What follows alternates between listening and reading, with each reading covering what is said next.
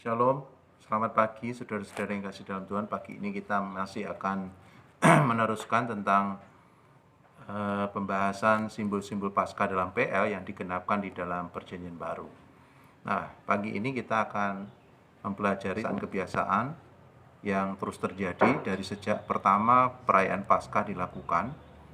Nah, sehingga kita lihat bahwa beberapa tradisi itu dilakukan ya terus-menerus.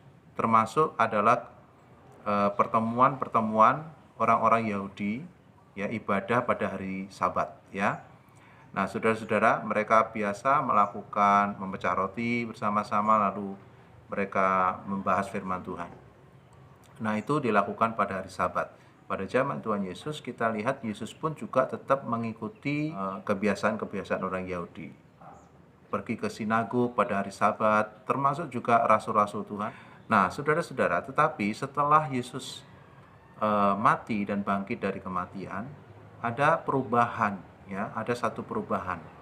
Dikatakan pada waktu Yesus bangkit, ya, dikatakan bahwa pada hari pertama minggu itu, ya, jadi pada hari pertama minggu itu, Sabat itu adalah hari yang ketujuh, ya.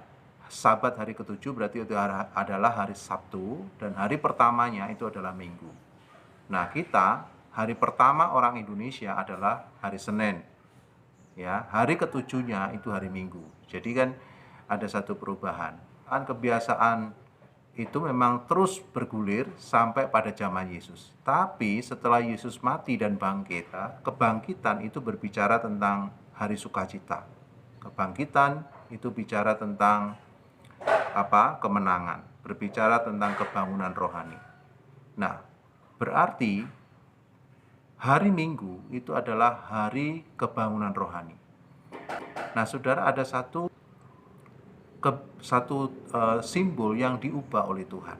Dulu waktu zaman Perjanjian Lama, Tuhan sudah mengubah bulan, ya. Bulan Nisan menjadi bulan pertama. Kalau di kita itu sekitar bulan April. Orang Yahudi tetap memiliki 12 bulan, ya. Tetapi kemudian Tuhan ubah bulan Nisan itu menjadi bulan pertama. Jadi, saudara, setelah Yesus bangkit ada satu perubahan. Ya, Yesus bangkit pada hari Minggu. Nah, itu sebabnya sekarang, saudara-saudara, mengapa kita orang Kristen beribadah pada hari Minggu. Jadi hari Minggu itu adalah hari kebangkitan, hari kemenangan, hari kebangunan rohani. Harusnya kita sebagai orang percaya itu mengalami sukacita, penuh sukacita, karena dia harus datang kepada Tuhan yang adalah di hari kebangunan rohani itu, hari kemenangan, hari sukacita. Saya nggak tahu kalau saudara bagaimana, tetapi harusnya orang Kristen kalau mau ibadah ada rasa sukacita, ada kerinduan karena ada kemenangan. Ya, dalam Kisah Para Rasul pasal yang ke-20 ayat yang ke-7, ya, dikatakan pada hari pertama dalam minggu itu. Hari pertama dalam minggu itu berarti itu adalah hari Minggu, ya. Ketika kami berkumpul untuk memecah-mecahkan roti, berkumpul memecah-mecahkan roti, ya. Jadi dia lakukan itu pada hari Minggu. Ya, lalu apalagi di situ dikatakan Paulus berbicara dengan saudara-saudara di situ karena ia bermaksud untuk berangkat pada keesokan harinya. Pembicaraan itu berlangsung sampai tengah malam. Saudara lihat, pembicaraan firman Tuhan, penyampaian firman Tuhan dilakukan sampai tengah malam. Mereka begitu haus, mereka begitu bersemangat, mereka rindu untuk mendengar firman Tuhan yang disampaikan Paulus. Maka di dalam ayat yang ke-8 dan 9, di ruang atas di mana kami berkumpul dinyalakan banyak lampu. Kenapa dinyalakan banyak lampu? Berarti ada begitu banyak orang.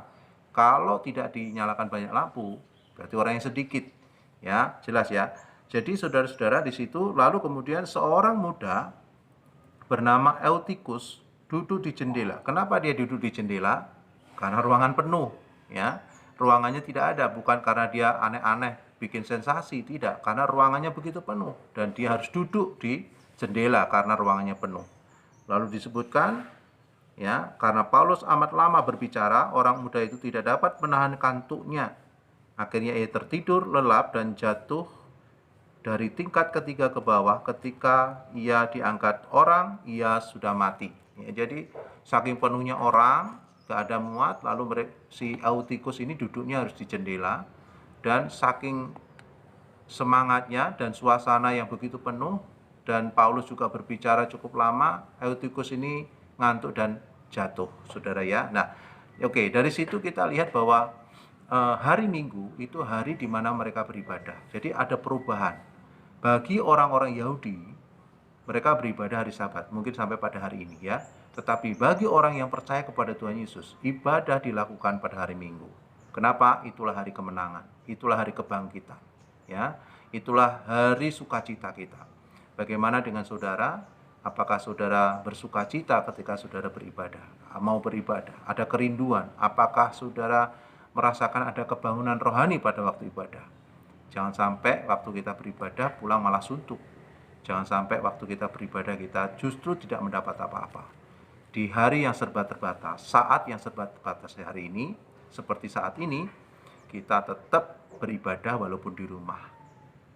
Jalani ibadahmu dengan penuh sukacita, penuh semangat, karena di situ ada kebangunan rohani. Setiap renungan yang saya sampaikan, saya bagikan, biarlah juga menjadi kekuatan bagi kita, menjadi berkat, sekalipun kita tetap berada di rumah, tetapi biarlah kita disemangati oleh firman yang tiap hari kita dengar, dan itu menjadi kekuatan bagi kita. Karena harus ada kebangunan rohani setiap kali kita datang beribadah kepada Tuhan, ya. Sekalipun di rumah, sekalipun di mana saja, kita tetap masih bisa beribadah, karena hari Minggu, hari ibadah itu adalah hari kemenangan kita, hari kebangunan rohani buat kita. Kiranya Tuhan berkati kita semuanya. Shalom.